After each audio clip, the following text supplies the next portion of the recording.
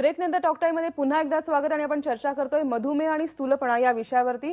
ब्रेकला जाण्याआधी आपण एक प्रश्न घेतलेला, या प्रश्नाचं उत्तरच डॉक्टरांना द्यायचं आहे. लीलाधर यांनी तो प्रश्न विचारला होता. त्यांनी त्यात म्हटलं होतं की त्यांचं फास्टिंग शुगर 115 आणि जेवल्यानंतरचं 188 असा रिपोर्ट आहे आणि HbA1c हा रिपोर्ट मात्र 5.6 आहे. तर HbA1c ही जी टेस्ट आहे ही तुम्हाला 2 महिन्याच्या अगोदरचे 2 महिन्याचा कंट्रोल कसा होता हे दर्शवतं, शुगर कंट्रोल. आणि ती डायरेक्ट शुगर टेस्ट नाही आहे, ती हेमोग्लोबिनवर म्हणजे तुमच्या अंगातलं जे रक्त लाल पेशींमध्ये जे हिमोग्लोबिन असतं त्याच्यावर जो परिणाम आहे शुगरचा त्याची मोजमाप केली जाते आणि एक ॲव्हरेज ब्लड शुगर पण त्याच्यामध्ये त्या टेस्टमध्ये निघतं. तर हे 5.6 हे जे म्हणतायत ते 5 ते 6 हे नॉर्मल HbA1c धरलं जातं, 6 ते 7 नियर नॉर्मल ग्लायसिमिया धरलं जातं आणि 7च्या वर पुढे डायबिटीस आहे असं धरलं जातं. पण आता त्यांचं जे शुगर व्हॅल्यूज त्यांनी सांगितले 115 ते 100 ते 126 मध्ये बसतात, म्हणजे इम्पेर्ड फास्टिंग ग्लुकोज म्हणजे प्री डायबिटीस स्टेज.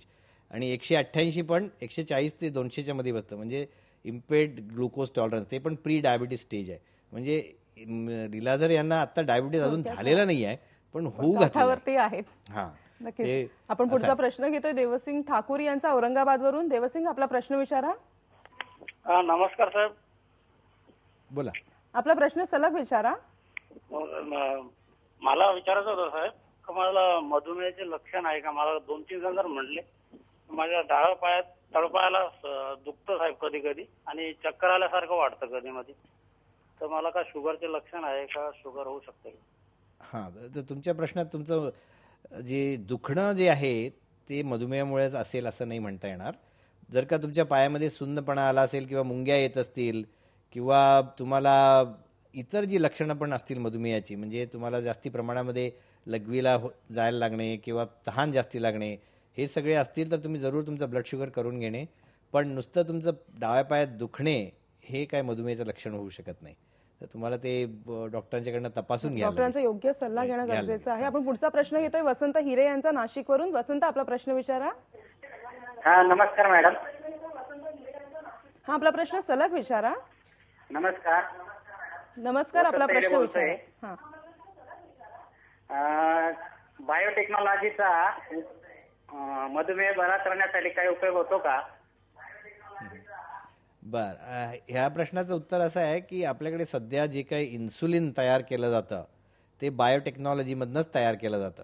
कारण जे इन्सुलिन सध्या आम्ही वापरतो, जे ह्युमन इन्सुलिन्स म्हणतात, त्याची जी तयार करण्याची जी प्रक्रिया आहे ती एक यीस्ट म्हणून आहे, त्याच्यातून तरी केलं जातं, किंवा कोलाई नावाचा एक बॅक्टेरिया आहे. तो बॅक्टेरियामध्ये ते बायोटेक्नॉलॉजी वापरूनच जेनेटिक इंजिनिअरिंग म्हणतात ॲक्च्युली. पण बायोटेक्नॉलॉजी आणि जेनेटिक इंजिनिअरिंग हे सगळे एकमेकांमध्ये मिसळ असलेले असं ब्रँच आहे. त्यामुळे बायोटेक्नॉलॉजीचा उपयोग तर डायबिटीसमध्ये चालूच आहे. आपण पुढचा प्रश्न घेतोय मीना मोरोणे यांचा नागपूरवरून. मीना, आपला प्रश्न विचारा. नमस्कार सर. नमस्कार. नमस्कार, आपला प्रश्न विचारा. मीना, माझ्या मिस्टरांना मध्ये पल्मोनरी सायक्रोडायसिस डायग्नोसिस झालं होतं. मग त्यांना स्टिरॉइडच्या गोळ्या घ्याव्या लागल्या आणि स्टिरॉइड इंड्यूस डायबिटीस झाला त्यांना. तर तो बरा होऊ शकतो का? आता बघा, तुम्ही जे आजार सांगितला पल्मोनरी सार्कॉइडॉसिस, या आजाराचा उपचार पद्धतीमध्ये स्टिरॉइड्स हे फार महत्त्वाचे आहेत. स्टिरॉइड्स जोपर्यंत त्यांना चालू असेल तोपर्यंत त्यांचे ब्लड शुगर्स थोडे जास्ती राहणार आहेत. स्टिरॉइडचा डोस जर का कमी झाला तर कदाचित त्यांचे शुगर्स कंट्रोलमध्ये येऊ शकतील. पण जोपर्यंत त्यांचा डोस कमी होत नाही तोपर्यंत शुगर्स हे कदाचित जास्ती राहणार. तर नक्की जाईलच डायबिटीस असं काही सांगता येत नाही. पुढचा प्रश्न घेतोय राजेंद्र यादव यांचा साताऱ्यावरून. राजेंद्र, आपला प्रश्न विचारा. मॅडम. हॅलो. राजेंद्र. मॅडम, माझं वय 38 वर्ष आहे. हॅलो. प्रश्न सलग विचारा, मला ऐकू येते. मला वयाच्या 25व्या वर्षापासून डायबिटीज आहे. माझ्या वडिलांनाही वयाच्या 25 ते 30 वर्षापासून डायबिटीज होता.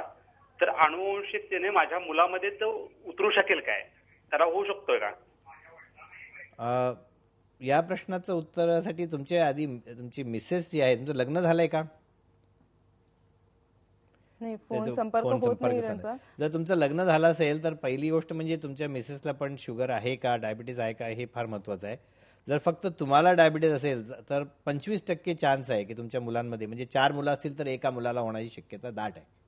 आणि त्याच वयामध्ये होण्याची शक्यता आहे ज्या वयामध्ये तुम्हाला आणि तुमच्या वडिलांना झालेला, म्हणजे अर्ली ऑनसेट डायबिटीस. ज्याला maturity onset diabetes of young म्हणतात तसं प्रकार होण्याची शक्यता आहे.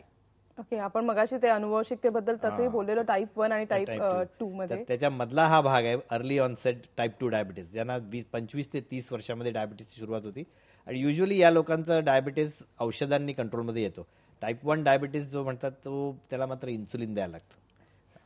टॉक टाइम मध्ये आता आपण घेणार आहोत एक ब्रेक. तुम्हाला जर काही प्रश्न विचारायचे असतील तर आम्हाला जरूर फोन करा. आमचा नंबर आहे 022668992004.